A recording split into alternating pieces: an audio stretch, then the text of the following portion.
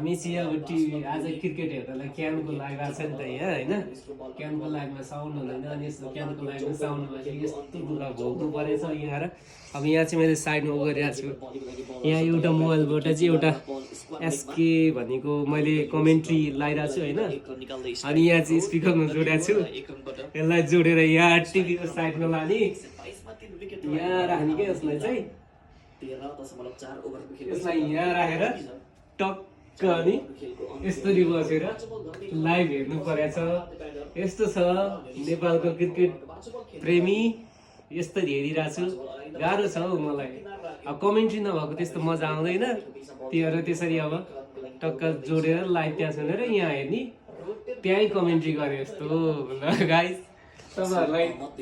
कस्तो लागिरहेछ त तपाईँहरू पनि यस्तो गरी को हेर्नु भएको छ यस्तो हेर्नु होला मजा आउँछ है ल